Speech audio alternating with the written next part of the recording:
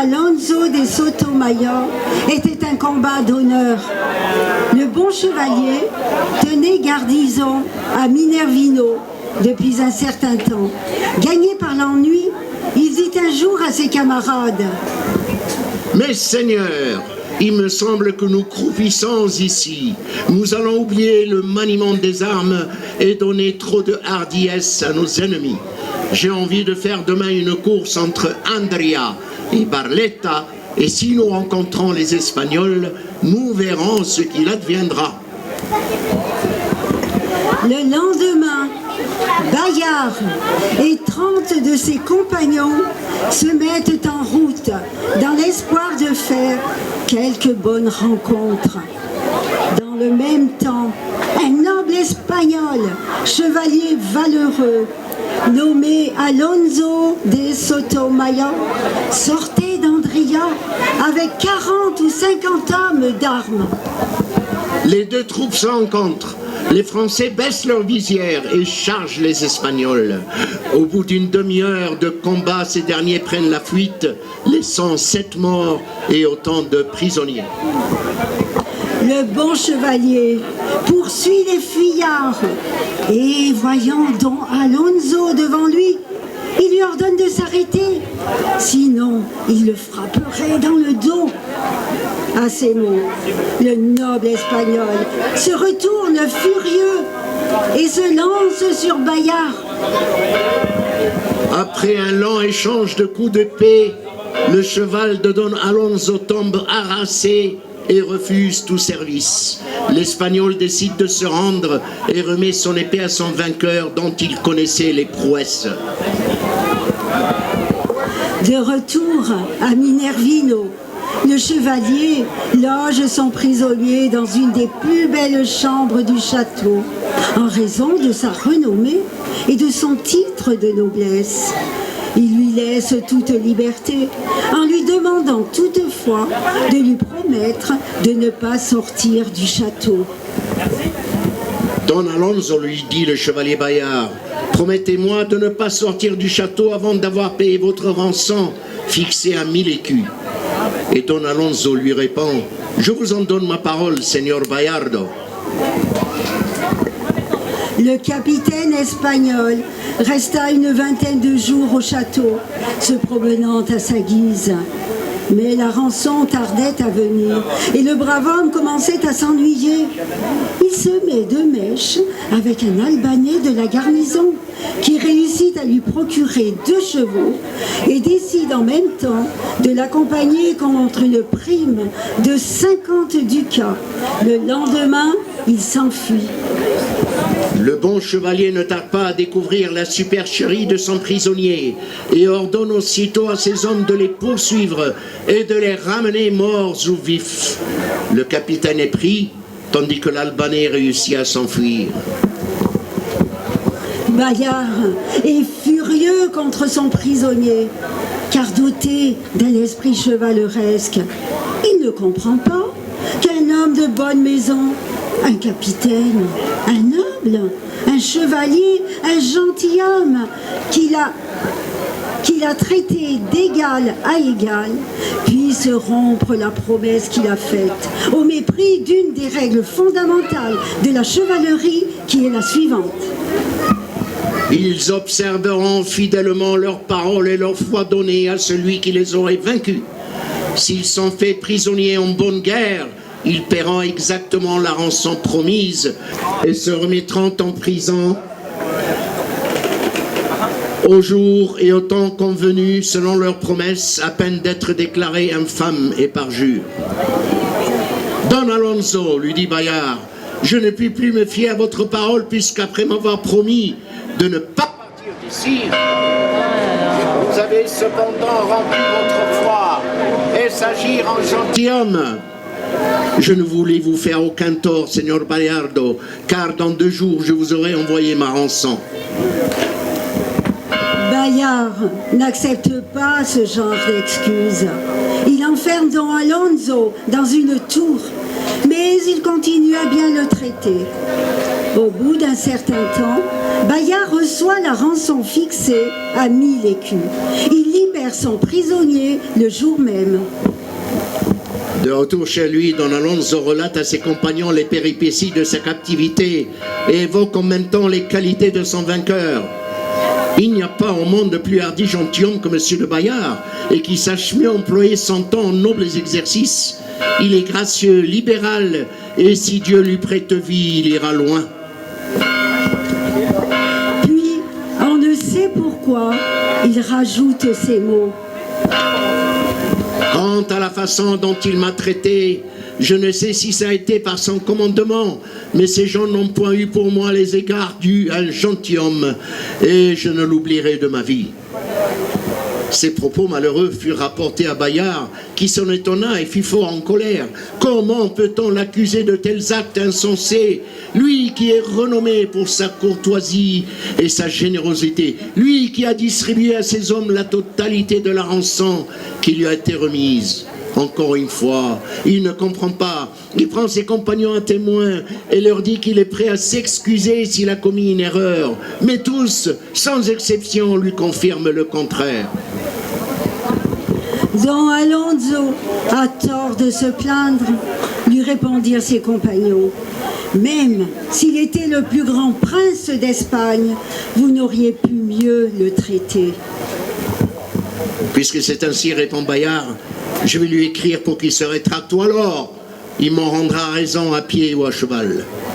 Don Alonso n'est pas un homme à se rétracter. Il accepte le combat et choisit pour garde de camp Don Francisque d'Altemire et pour parrain Don Diego de Quinones, lieutenant de Gonzalve de Cordoue.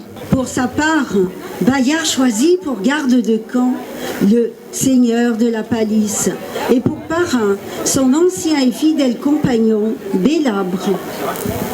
Au jour assigné, Bayard est escorté par le seigneur de la Palisse et 200 hommes d'armes. Il se présente tout habillé de blanc et monté sur un beau cheval noir. Il est prêt au combat, mais malgré tout, il est inquiet à cause de cette fièvre quarte qui le tourmente depuis quelques jours. Don Alonso veut mettre toutes les chances de son côté. Il insiste pour choisir lui-même les armes. Sachant que Bayard est imbattable à cheval, il demande de combattre à pied. Comme il est plus grand et plus costaud que son adversaire, il pense qu'ainsi, il va pouvoir le dominer. Quand il apprend le choix de son adversaire, le bon chevalier est stupéfait. Il demeure un instant pensif, mais il finit par accepter. Nous combattrons selon sa volonté. Ce que je veux, c'est défendre mon honneur. Le champ dans lequel ils doivent combattre est entouré de grosses pierres mises l'une sur l'autre. De vaillants chevaliers ont pris place aux extrémités de la lice pour veiller à ce que le combat se déroule dans les règles. La foule est attentive et chacun prie pour que son favori sorte vainqueur. Bayard entre dans le champ clos suivi par Don Alonso.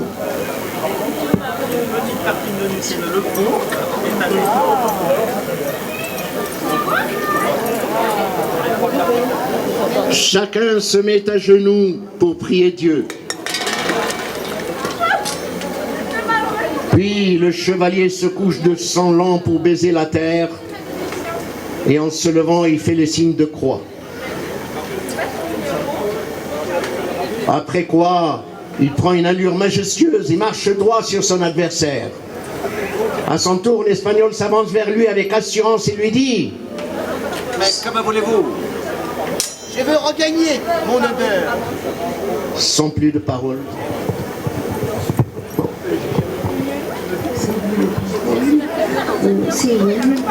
Sans plus de paroles, les deux combattants égaux en force et en adresse s'attaquent à grands coups d'épée.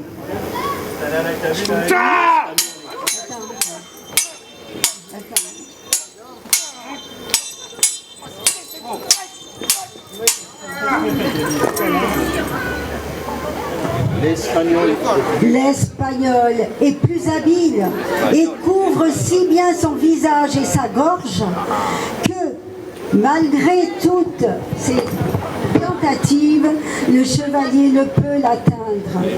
Faute de trouver un point faible, Bayard choisit la ruse.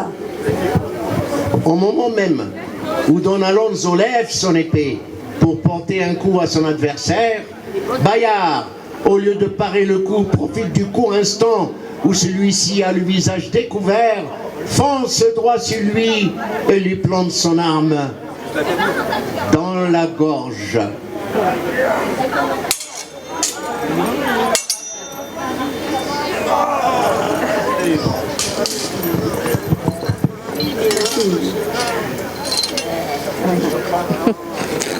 Blessé à mort. Blessé à mort. Don Alonso lâche son épée et dans un ultime effort, saisit Bayard au milieu du corps. Après avoir tournoyé un instant, tous deux tombent à terre.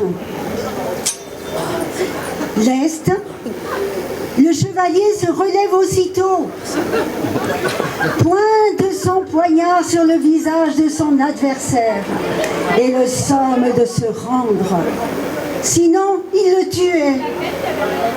Étendu de tout son long, l'Espagnol ne bouge plus, ne répond plus.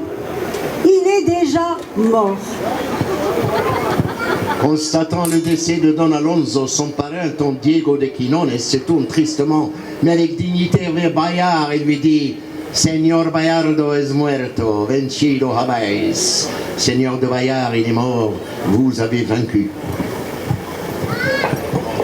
Le bon chevalier se met à genoux pour remercier Dieu et baise 3 fois la terre.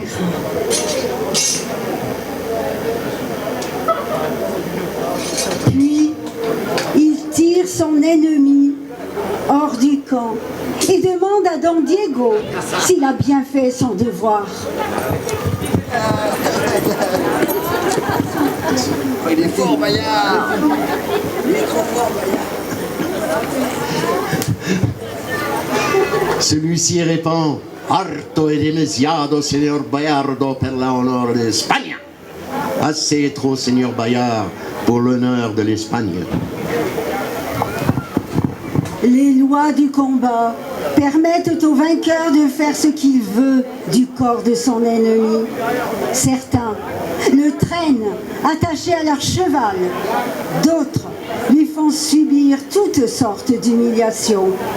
Mais Bayard, chevalier courtois et généreux, ne fait pas partie de cette catégorie de gens. Il rend aussitôt le corps à ses compagnons espagnols pour que celui-ci soit enterré décemment. Messieurs, sur mon honneur, j'aurais voulu que Don Alonso soit encore en vie. Après quoi, les Espagnols emportèrent leur champion en pleurant, tandis que dans leur joie, les Français défilèrent dans les rues avec trompettes éclairant. Dès lors, Bayard fut tenu en grande estime, autant par ses ennemis que par ses amis. La réputation de Bayard date en réalité de ce combat contre Sotomayor qui eut un grand retentissement. Dès ce moment, Bayard passe aux yeux des deux armées pour le plus invincible lutteur de son époque. Mesdames et messieurs, nous vous remercions de nous avoir écoutés et c'est de l'historique que nous avons raconté là. Et je remercie les deux combattants qui ont très très bien tenu leur rôle. On était très heureux de les avoir avec nous. C'est vrai qu'on avait prévu d'autres lectures, mais aujourd'hui c'est très bien. On a fait cette lecture et donc elle a été présentée par Marcel Fakouri, voilà, qui est l'auteur. Elisabeth Blanc, et voilà, illustratrice de tous mes livres. Et si vous voulez nous revoir, nous sommes sur YouTube et sur Dailymotion. Voilà, donc avec Stendhal, avec Bayard, avec Napoléon. Voilà, et on vous remercie. Et la prochaine fois, on chantera la chanson du Chevalier Bayard, voilà, que vous écouterez sur YouTube.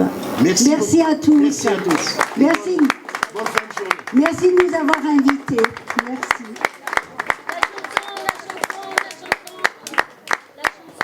Vous voulez la chanson? La chanson, oui.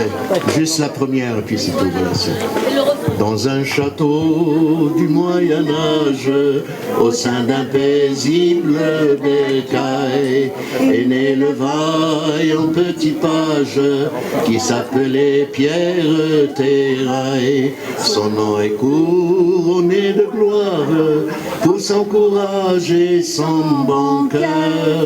Afin d'honorer sa mémoire, tous ses amis chantent en chœur.